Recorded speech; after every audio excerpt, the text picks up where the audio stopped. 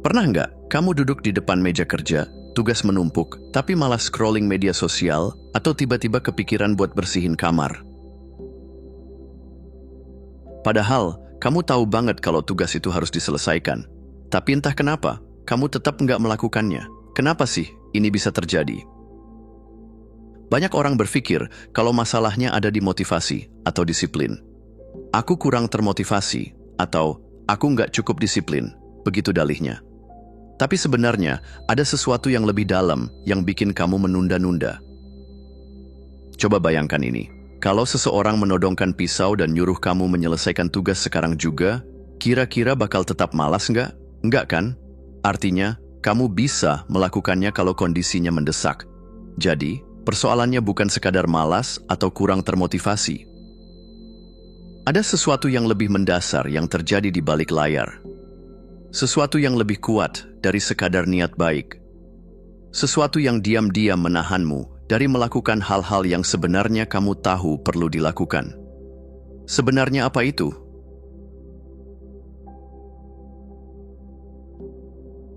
Pernah nggak kamu lebih milih nonton film sampai tengah malam daripada bangun pagi buat olahraga?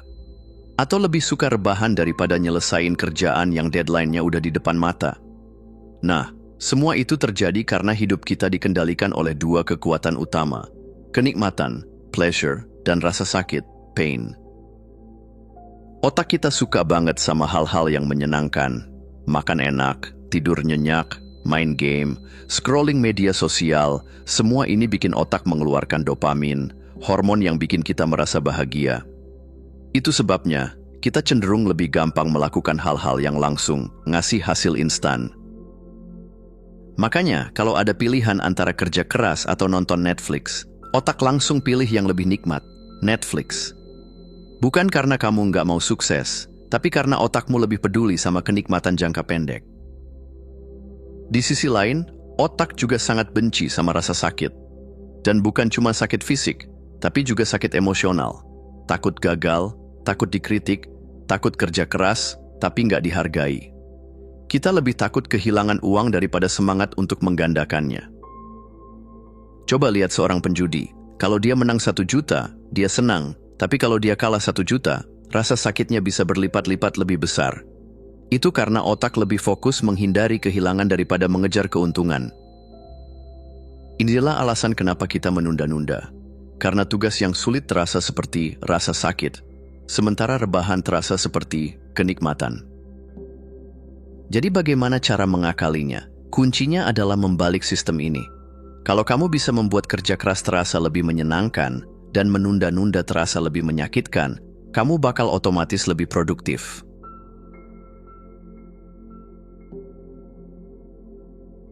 Oke, sekarang kita sampai di akar masalahnya. Kenapa sih kita menunda-nunda? Jawabannya simple, karena otakmu mencoba melindungimu dari rasa sakit. Coba ingat terakhir kali kamu menunda tugas penting. Awalnya, kamu mikir, masih ada waktu, nanti aja. Lalu, makin dekat ke deadline, makin panik rasanya.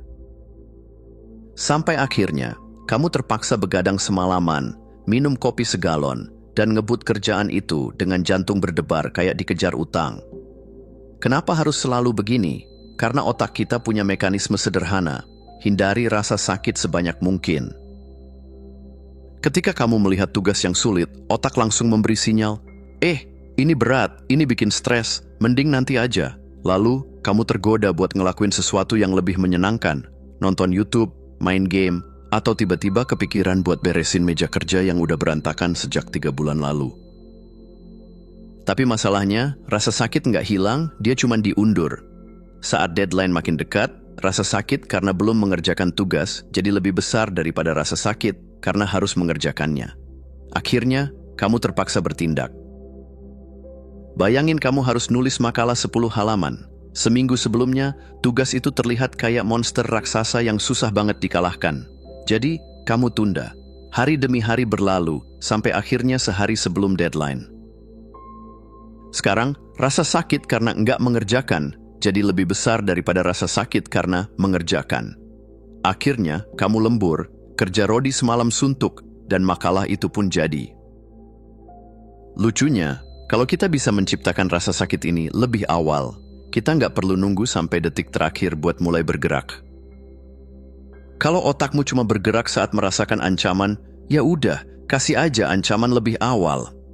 Buat deadline sendiri, minta teman buat ngecek progresmu, atau bayangkan konsekuensi buruk kalau kamu terus menunda.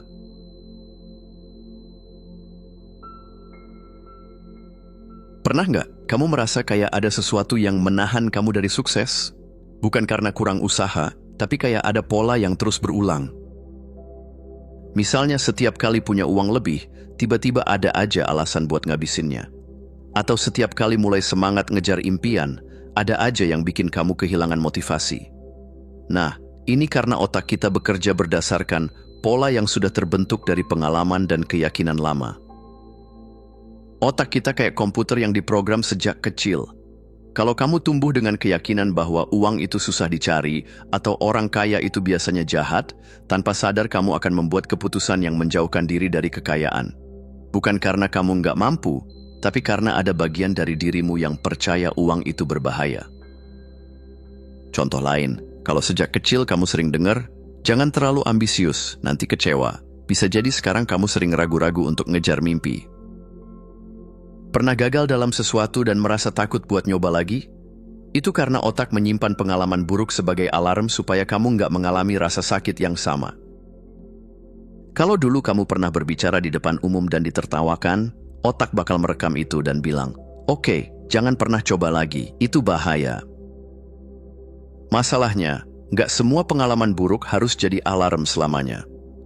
Tapi kalau kamu terus membiarkan pola ini, kamu bakal terjebak di siklus yang sama. Gimana cara mengubahnya? Kamu perlu mulai mempertanyakan ulang keyakinan lama.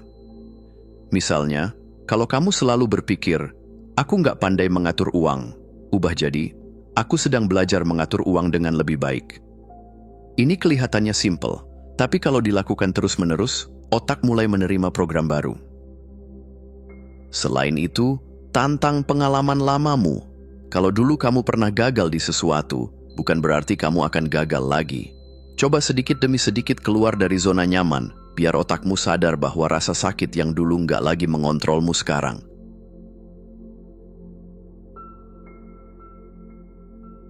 Selama ini, rasa sakit jadi alasan utama kamu menunda-nunda kan? Tapi gimana kalau kita balik keadaannya? Gimana kalau justru rasa sakit yang jadi bahan bakar buat kamu bertindak? Otak manusia itu simple. Kalau sesuatu terasa menyakitkan, kita akan berusaha menghindarinya. Tapi kalau kita bisa menghubungkan rasa sakit itu dengan kebiasaan buruk kita, tiba-tiba semuanya berubah. Coba tanya ke diri sendiri, apa yang akan terjadi kalau aku terus menunda ini selama 5 tahun ke depan? Seberapa parah hidupku kalau aku nggak berubah sekarang? Apa yang bakal aku sesali nanti kalau aku tetap kayak gini? Misalnya, kamu punya kebiasaan malas olahraga. Hari ini sih nggak kerasa, tapi bayangin 5 tahun dari sekarang. Tubuh makin gampang capek, kesehatan makin menurun, bahkan bisa jadi muncul penyakit yang seharusnya bisa dicegah. Tiba-tiba, rasa sakit karena enggak bertindak jadi lebih besar dari rasa sakit karena olahraga sebentar. Dan boom, sekarang otakmu lebih termotivasi untuk mulai bergerak.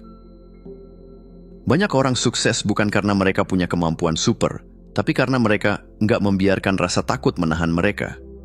Mereka paham bahwa rasa sakit karena gagal cuma sementara, tapi rasa sakit karena menyesal bisa bertahan seumur hidup. Jadi sekarang saatnya kamu berhenti melihat rasa sakit sebagai musuh dan mulai menggunakannya sebagai senjata. Biarkan ketakutan akan masa depan yang buruk mendorong kamu buat berubah sekarang.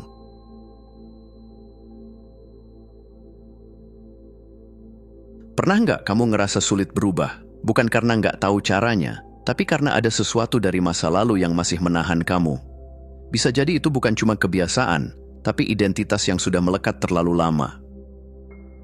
Banyak orang nggak sadar kalau mereka masih hidup berdasarkan cerita lama. Misalnya, seseorang yang dulu sering diremehkan, akhirnya tumbuh dengan keyakinan, "Aku memang enggak akan pernah berhasil." Seseorang yang pernah gagal dalam bisnis pertama, akhirnya takut mencoba lagi karena merasa, "Aku memang enggak berbakat jadi pengusaha." Seseorang yang pernah dikhianati, akhirnya susah percaya sama orang lain karena berpikir, "Semua orang pasti akan menyakitiku." Padahal, masa lalu itu kayak baju lama. Kalau udah nggak cocok, ya harus ditinggal.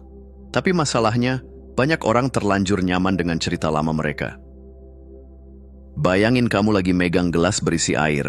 Kalau cuma 1 menit ringan, tapi kalau kamu pegang selama berjam-jam, tanganmu bakal mulai pegal. Semakin lama kamu bawa, semakin sakit rasanya.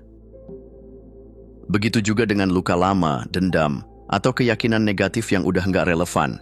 Kalau kamu terus membawanya, yang capek dan tersiksa justru diri kamu sendiri.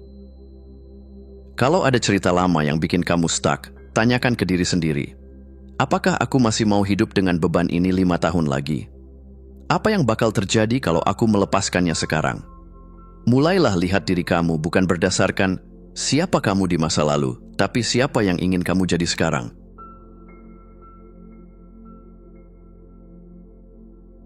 Kita sering mikir kalau prokrastinasi itu cuma soal kerjaan yang ditunda-tunda. Tapi kenyataannya, banyak orang juga menunda untuk benar-benar hidup. Pernah bilang ini ke diri sendiri, nanti aja mulai bisnis, sekarang belum siap. Nanti aja mulai hidup sehat, besok aja deh. Nanti aja traveling, kalau udah punya banyak uang. Nanti aja bilang sayang ke orang tua, masih banyak waktu kok. Masalahnya, nanti seringkali berubah jadi enggak pernah. Tahun demi tahun berlalu, dan tiba-tiba kamu sadar, waktu nggak menunggu siapapun. Banyak penelitian tentang orang-orang di usia tua menunjukkan satu hal yang sama. Penyesalan terbesar mereka bukan soal hal-hal yang mereka lakukan, tapi hal-hal yang mereka tidak lakukan. Mereka nggak menyesali kesalahan atau kegagalan mereka. Mereka menyesali mimpi yang nggak dikejar, kesempatan yang dilewatkan, waktu yang nggak dipakai untuk orang-orang yang mereka cintai. Jadi kalau kamu merasa hidup masih ditunda, tanyakan ke diri sendiri. Apa yang sebenarnya aku tunggu? Apa yang akan terjadi kalau aku terus menunda ini? Kalau aku tahu hidupku tinggal 1 tahun lagi, apa yang akan aku lakukan sekarang? Nggak ada momen yang sempurna buat mulai sesuatu. Kesempatan terbaik buat hidup sepenuhnya adalah sekarang.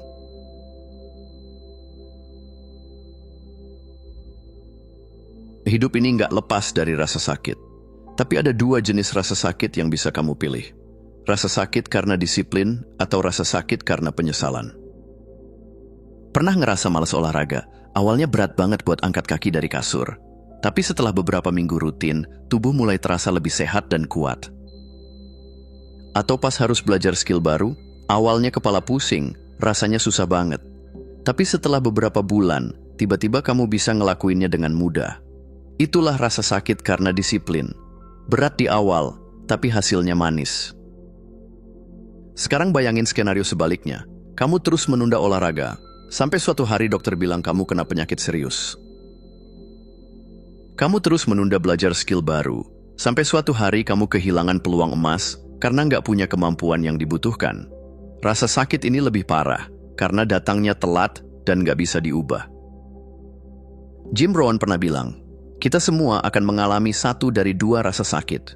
Rasa sakit karena disiplin atau rasa sakit karena penyesalan. Perbedaannya adalah disiplin hanya seberat ons, sedangkan penyesalan seberat ton. Mau pilih yang mana? Hidup ini soal memilih rasa sakit yang lebih kecil sekarang, supaya kamu nggak kena rasa sakit yang lebih besar nanti. Mau capek kerja keras sekarang, atau menyesal nanti karena nggak punya apa-apa? Mau susah belajar sekarang, atau menyesal nanti karena kehilangan kesempatan?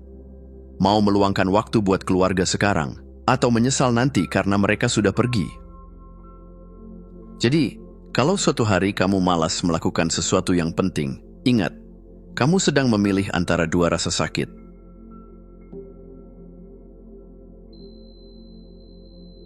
Kalau kamu udah capek terus-terusan menunda dan jatuh ke kebiasaan lama, berarti saatnya memutus siklus itu. Gimana caranya? Simple, kamu harus ngerti kenapa otakmu menolak berubah dan gimana cara ngakalinnya. 1. Sadari pola yang selama ini menjebak kamu. Kebiasaan menunda nggak muncul tiba-tiba. Biasanya ada pola yang terus berulang. Coba perhatiin. Apa yang biasanya bikin kamu menunda sesuatu? Takut gagal? Malas? Perfeksionis? Kapan kamu paling sering menunda? Pagi, siang, Atau malam? Apa yang terjadi setelah kamu menunda? Merasa lega sebentar, lalu stres karena kejar deadline.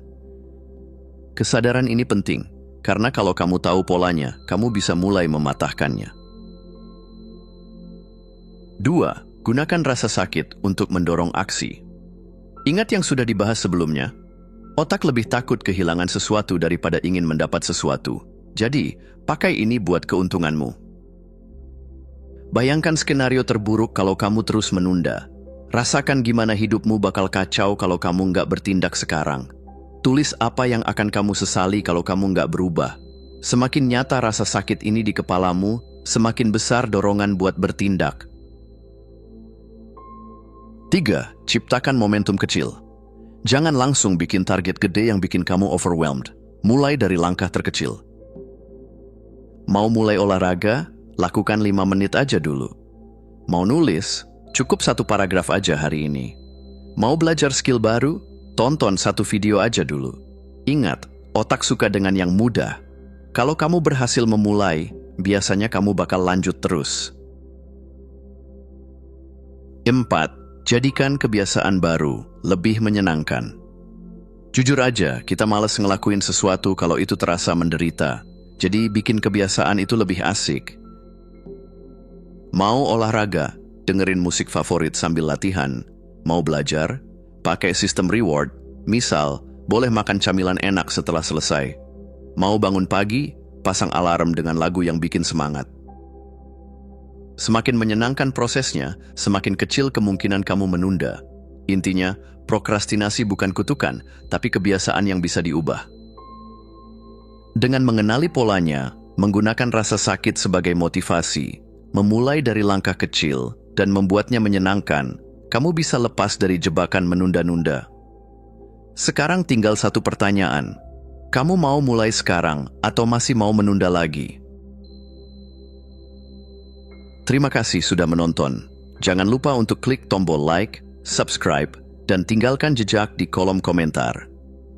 Kami sangat menghargai setiap dukungan dari kalian. Semoga hari-hari kalian menyenangkan dan sampai jumpa di video selanjutnya.